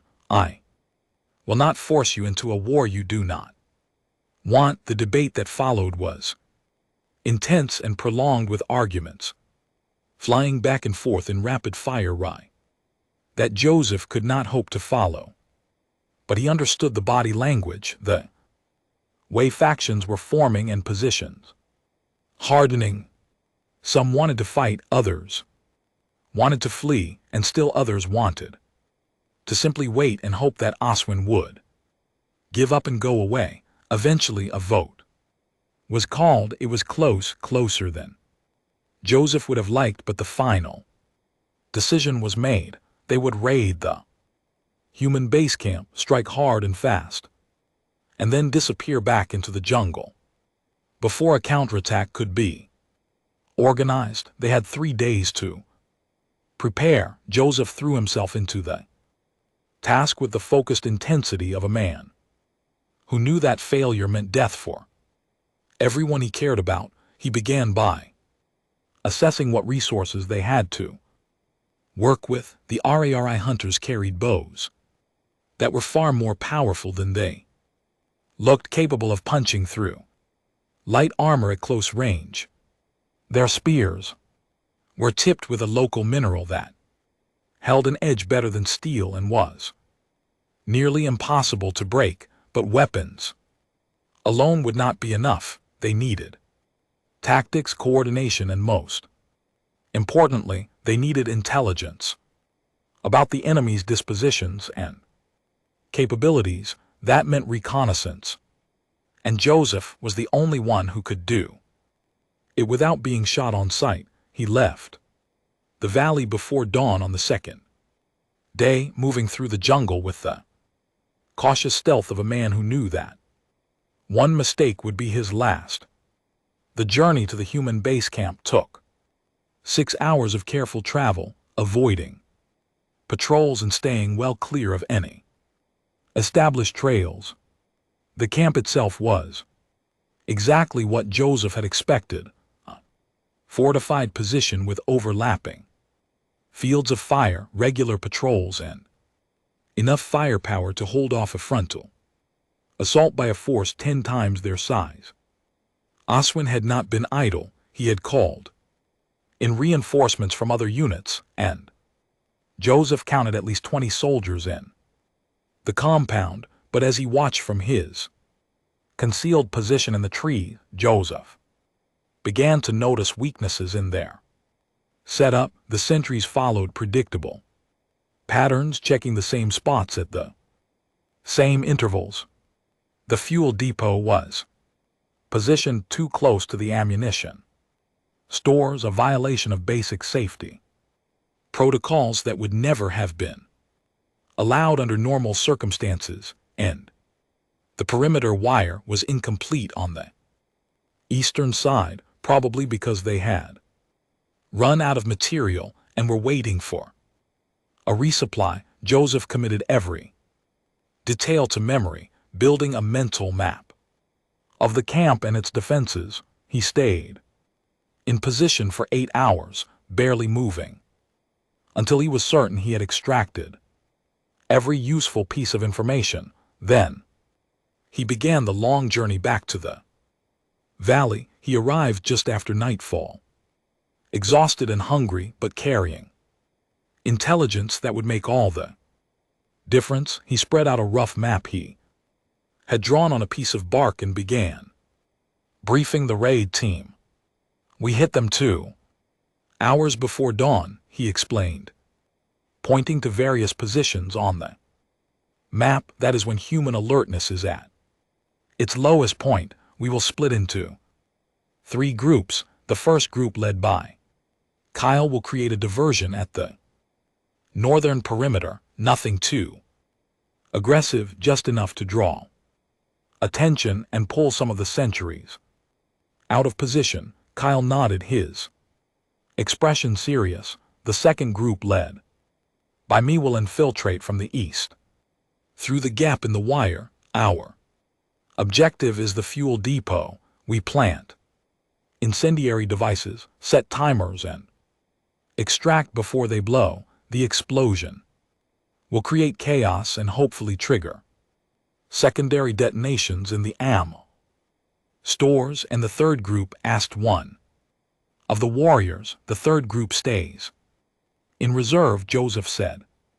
"If something goes wrong, if we need rescue or covering fire, they move in, but only as a last resort. The goal is to get in, do the damage, and get out without anyone even knowing we were there until it is too late." They spent the rest of the night rehearsing the plan, going over every possible contingency, and developing signals for communication.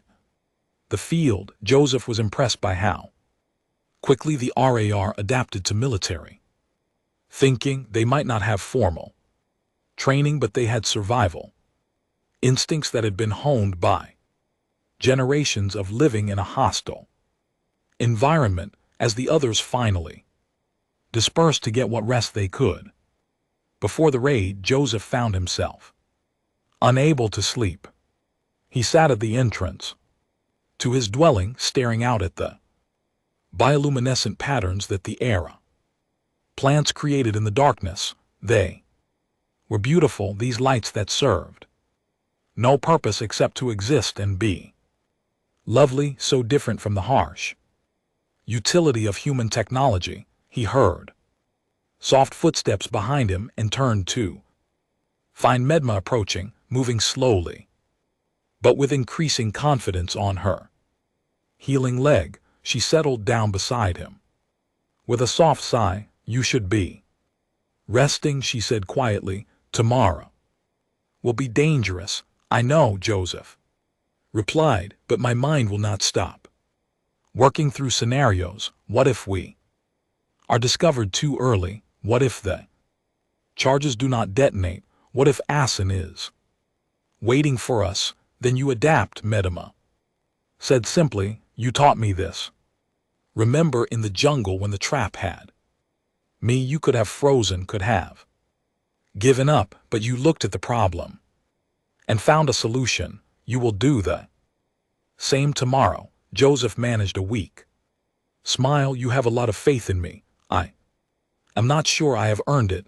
"You earned it when you chose to help a stranger instead of saving yourself," Medema said. She reached out and took his hand, her touch warm despite the coolness of her skin. "You earned it every day since when you have worked to become part of our community. You earned it when you stood between me and Oswin and refused to let him pass." "I am scared," Joseph admitted, the words coming out before he could stop them. "Not of dying.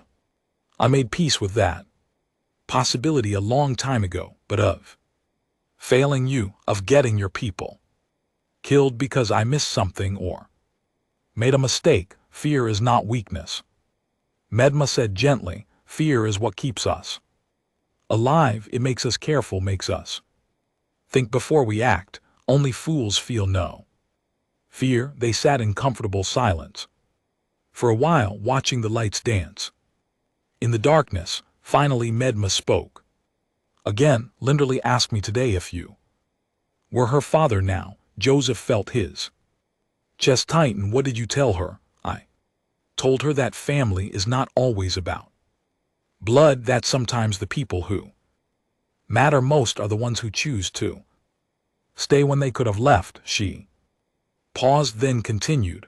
"I told her that if she wants you to be her father, she should ask you herself." "I would not know how to be a father," Joseph said quietly.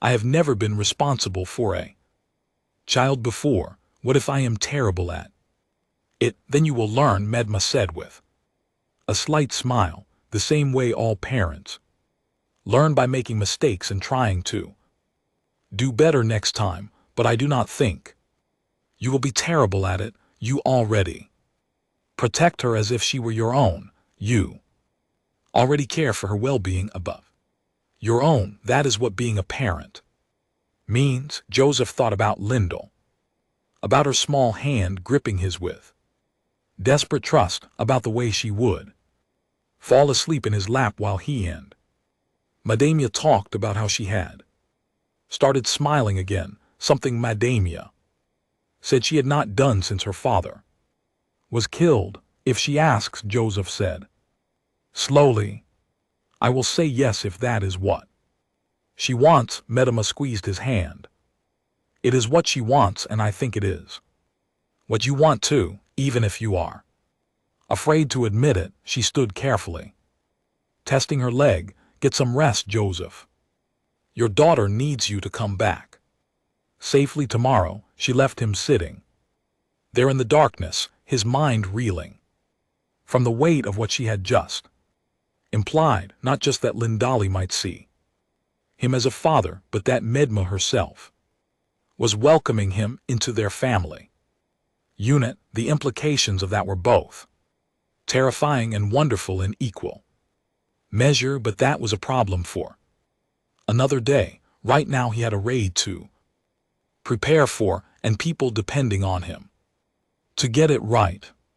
The raid team assembled in the pre-dawn darkness, their faces painted with mud and ash to break up their distinctive patterns. They carried minimal gear, just weapons and the incendiary charges that Joseph had jury-rigged from materials he had found in the settlement. The charges were crude but effective, basically just containers of flammable liquid with improvised fuses. Joseph went over the Plan one final time, making sure everyone understood their role in their fallback positions. Then he looked at each warrior in turn, trying to convey confidence he did not entirely feel.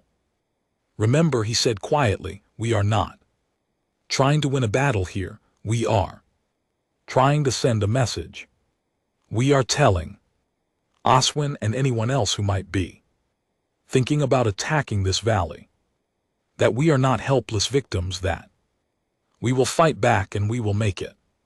Heard? Do your jobs, follow the plan, and we will all be home in time for breakfast. They moved out in single file, Kale's diversion team splitting off to the north while Joseph led his assault team toward the eastern approach. The jungle was alive with the sounds of nocturnal creatures providing natural cover for any noise they might make, but the RARI moved with such perfect silence that Joseph felt clumsy and loud by comparison. Despite all his training, they reached the perimeter wire exactly on schedule. Joseph knelt and examined the gap he had noted during his reconnaissance, relieved to find it unchanged.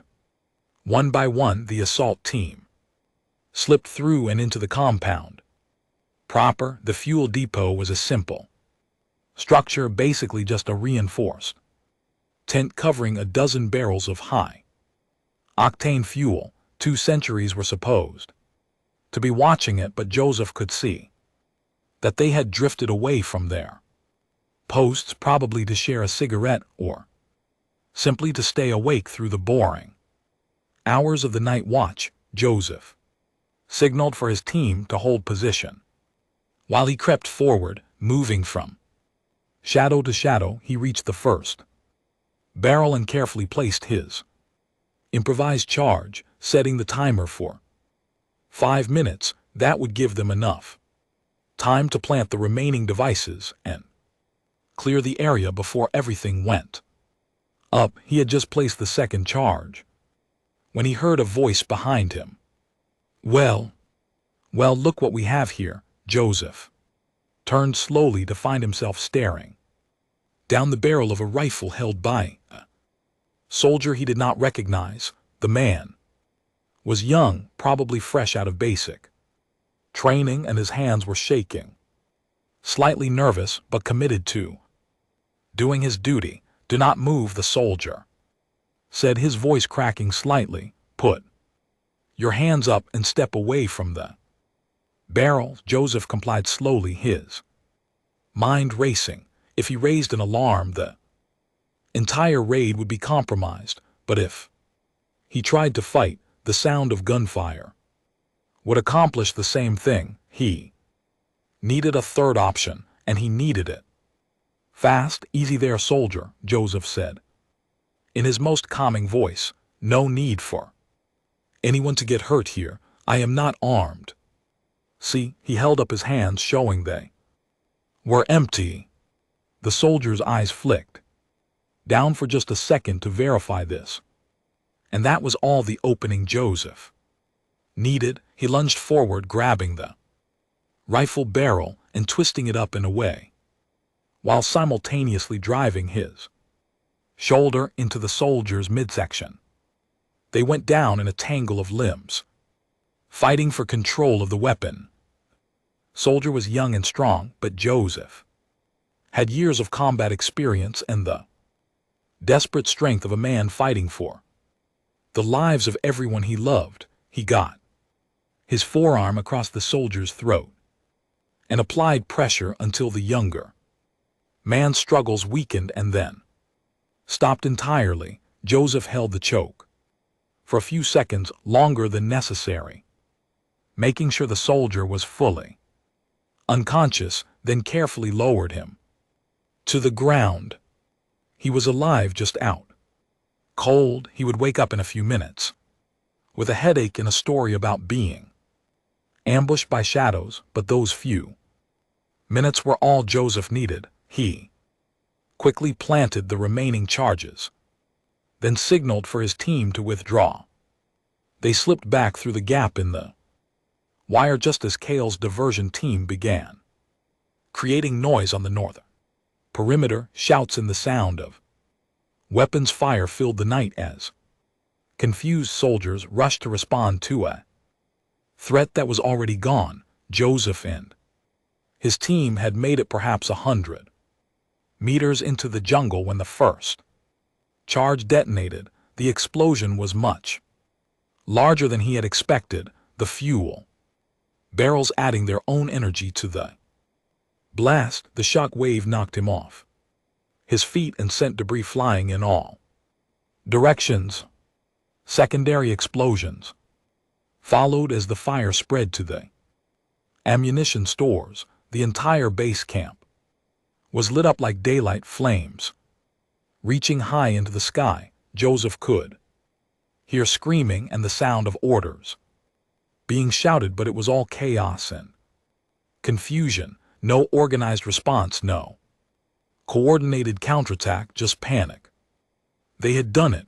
Against all odds, they had actually done it. The team regrouped at the predecided rally point, and Joseph did a quick head count. Everyone was there, no casualties, no one left behind. Relief flooded through him so strongly that his legs nearly gave out.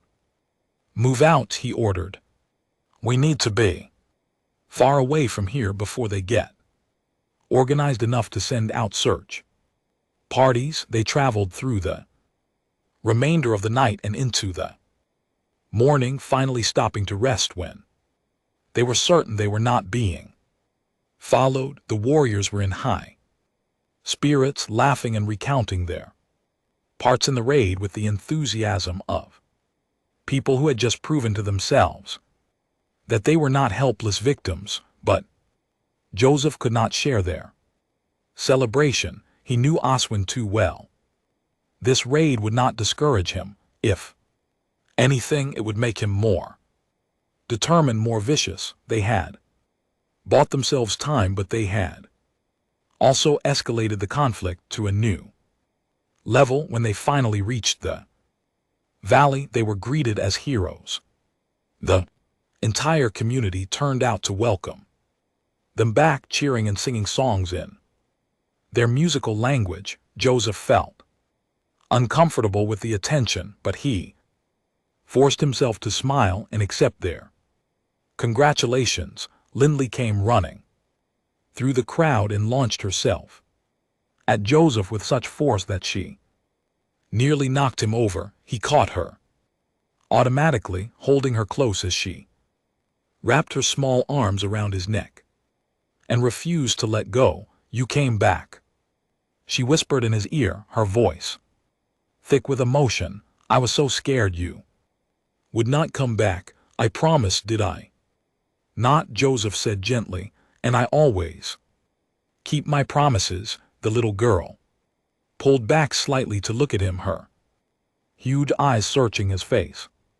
"Are you my papa now?" she asked, the question coming out in a rush as if she was afraid to hear the answer. Joseph felt his throat tightened with emotion. He looked over Lyndall's head to where Medema stood watching them, saw the hope and fear mixed in her expression. This was a moment that would define the rest of his life, and he knew it. "If you want me to be," he said softly to Linderley, "then yes, I will be your papa now and always." The smile that lit up the little girl's face was worth every hardship he had endured to reach this moment. She threw her arms around him again, and Joseph held her close, feeling the last of his walls crumbling away. He was not just fighting for survival anymore. He was fighting for his family, his home,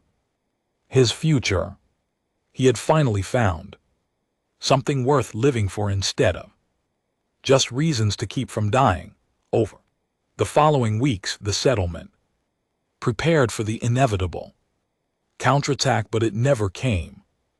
Reports from scouts indicated that Oswin's unit had been pulled back to the main colony for reassignment.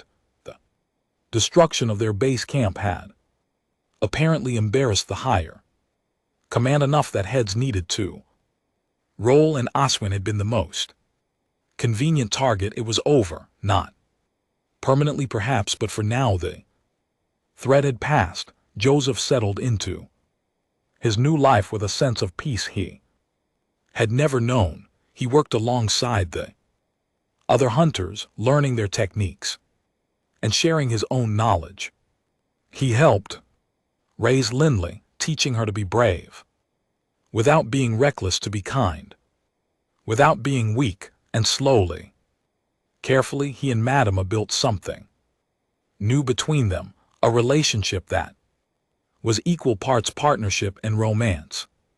One evening, as they sat together, watching Linderley play with other children in the settlement square, Madamia turned to him with a question. Do you regret it, giving up your old life, your own people to be here with us? Joseph thought about it for a long moment before answering. I did not give up anything, he said finally. I traded life of running and hiding and hating myself for a life of purpose and family and belonging. That is not a sacrifice. That is a gift. He reached out and took her hand, intertwining their fingers. You saved me, he said quietly. You and Lindy, not the other way around. You gave me a reason to be better than I was, a reason to fight for something instead of just against something. I will never be able to repay that. Then do not try, Madama said with a smile. Just be here, be present, be the father Lindy needs and the partner I want. That is all the repayment anyone could ask for.